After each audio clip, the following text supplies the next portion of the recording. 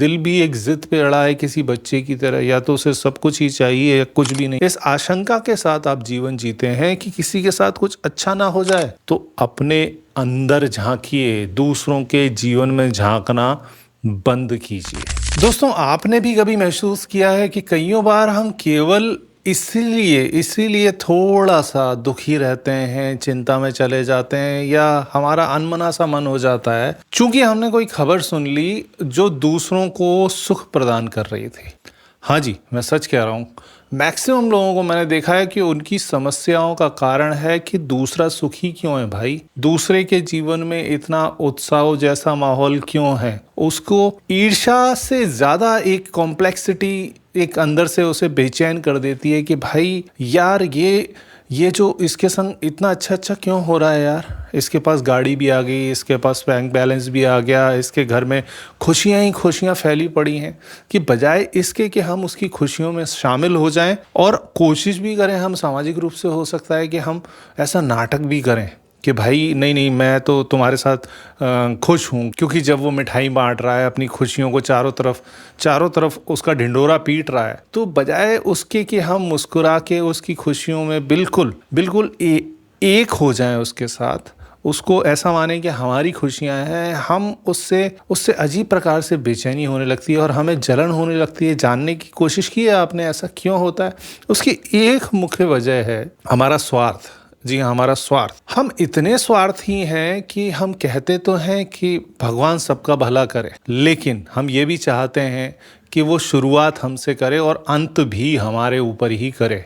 मतलब सब कुछ, जितना ब्रह्मांड का सुख है, वैभव है, धन है, संपदा है, सब मुझको मिल जाए। ये सुख जो उसको मिला था एक्चुअली तो मेरे को मिलना चाहिए था यार, इसको क्यों दे दिया? प्रॉब्लम ये है आपकी, तुम दुखी तो सुखी में, तुम सुखी तो दुखी में, विश्व का अभिशाप भारी, जैसा हरिवंश राय बच्चन जी ने लिखा था। तो उसके पीछे का रीजन यही है कि मैं इतना स्वार्थी हो जाता हूँ चीजों को लेके कि मुझे लगता है यार मेरे जीवन में तो कोई घटना घट नहीं रही, मेरा जीवन तो इतना बोरिंग चल रहा है कि वही रूटीन लाइफ, कुछ अच्छा नहीं हो रहा। रोज मैं कैलकुलेशन करता हूँ, रोज मेहनत करता हूँ, तिल मरता हूँ चीजों को जोड़ने के लिए, रेत की तरह दबा के रखता हूँ चीज़ों को कि निकले ना मेरे हाथों से, लेकिन वो रेत है जो सरकती जा रही है। लाइफ बढ़ती चली जा रही है, जीवन में कोई मुकाम मिला नहीं अभी तक, आगे मिलने की संभावनाएं भी नहीं दिख रही। और फला व्यक्ति को टाइम टू टाइम हर एक चीज़ मिलती है, हर एक खुशी मिलती है, उसके घर में जब देखो तब पार्टी थ्रो होती रहती हैं, उसके जीवन में हमेशा आपको उमंग दिखाई देती है, उसके चेहरे पे एक अजीब सी खुशी और होठों पे एक मंद मुस्कान हमेशा रहती है।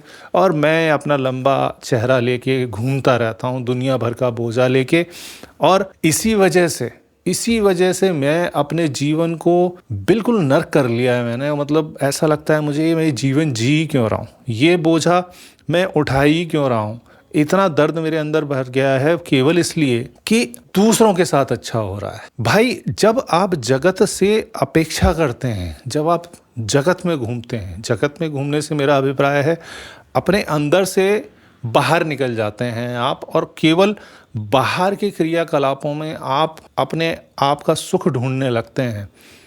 तो चूंकि वो सुख एग्जिस्ट ही नहीं करता बाहर, तो वो सुख आपको कभी मिलता ही नहीं है। अब वो भाग्य की बात है कि आपको वो चीज़ें नहीं मिल रही जिन मटेरियलिस्टिक चीज़ों की आप कामना कर रहे हैं, वो नहीं मिल रही, वो आपके प्रारब्ध में नहीं है, और आपको केवल वही चाहिए। दिल भी एक जिद पे अड़ा है किसी बच्चे की तरह, या तो उसे सब कुछ ही चाहिए या कुछ भी नहीं वाला फिलॉसफी आपके दिमाग में घुसी हुई है कि भैया नहीं, ये भी मुझे चाहिए, वो भी मुझे चाहिए, और मिल आपको कुछ रहा नहीं है।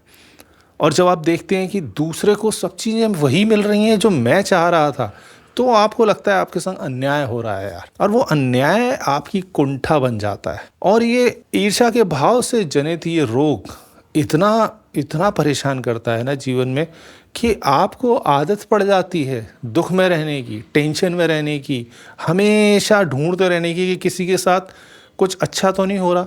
इस आशंका के साथ आप जीवन जीते हैं कि किसी के साथ कुछ अच्छा ना हो जाए, क्योंकि अच्छा हो जाएगा तो आपको उस दुख और अवसाद में जिसमें आपको रस आने लगा है जीवन जीने का, और ज़्यादा आपको मज़ा आने लगेगा।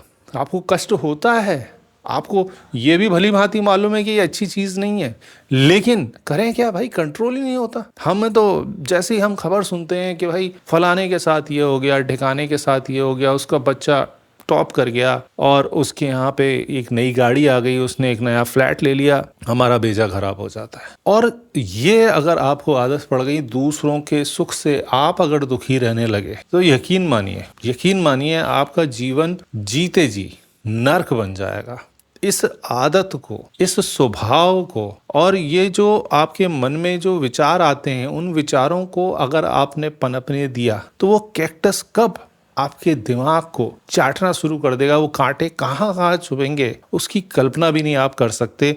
जो चीज़ें आपको अभी क्षणिक लग रही हैं और एक मानवीय अवगुण लग रहा है, नेचुरल, जो काम, क्रोध, लोभ, मद, मोह में आप कैटेगराइज करके रख देते हैं कि नहीं यार ये तो प्रत्येक व्यक्ति के अंदर होता है। ऐसा नहीं है भाई। अगर ये तादाद से ज़्यादा अगर ये होता है आपके दिमाग में, आपके मन में, तो ये इतना बड़ा विष है कि वो कब अंदर से सड़ा देगा, गला देगा आपको, तहस नहस कर देगा आपके जीवन को। और आप सुख जैसी चीज़, आप आनंद जैसी चीज़ से बहुत कोसों दूर चले जाएंगे, जहाँ से लौट के आना बहुत मुश्किल हो जाएगा। इसीलिए मेरी सलाह मानिए, लोगों के सुख में सुख ढूंढना आरंभ कीजिए। मालूम है ये कठिन काम है, ऐसे नहीं होता है कि आज मैंने बोल दिया और कल आपसे करने लगेंगे उस सब चीज़ों को। कोई नहीं कर सकता, असंभव है। लेकिन इस बात को दिमाग में तो डालिए। जैसे ही आप दिमाग में डालेंगे कि भाई हाँ, लोगों के सुख में मैं दुख नहीं ढूंढूंगा,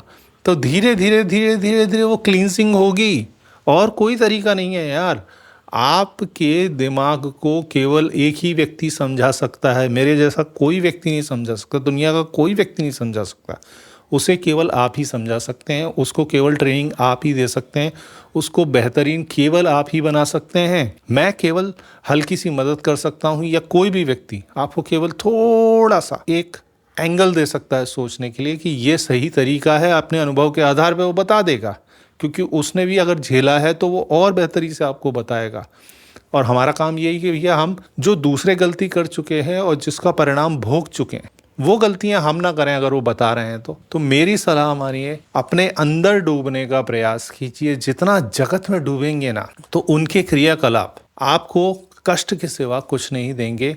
हमारी सोच ये होनी चाहिए कि भाई मुझे अपने अंदर रहना है, दूसरे के साथ कुछ भी हो जाए, अच्छा हो जाए, बुरा हो जाए, कुछ भी हो जाए भाई, मेरे जीवन पे उसका कोई प्रभाव नहीं पड़ता। मेरी यात्रा मेरी है, वो मेरे को अकेले ही तय करनी है, उसमें किसी का कोई लेना देना नहीं है भाई। किसी के जीवन में कुछ भी हो रहा है, हर्षोल्लास मन रहा है या उसके अंदर कोई बुरी खबर आ रही है, आपको उससे क्यों प्रभावित होना है? सामाजिक रूप से प्रभावित होना आपका बनता है, क्योंकि भावनात्मक चीज़ें होती हैं व्यक्ति के साथ। लेकिन वो भावना विपरीत दिशा में होने लगे कि उसके दुख में आप सुख ढूंढ रहे हैं, उसके सुख में आप दुख ढूंढ रहे हैं, तो भाई इससे बुरा तो कुछ नहीं हो सकता ना जीवन में। क्योंकि ये तो होगा, दुनिया बहुत बड़ी है, 140 करोड़ तो जनसंख्या हमारे यहाँ है, तो भैया लोगों के साथ तो अच्छी घटनाएं, बुरी घटनाएं होंगी।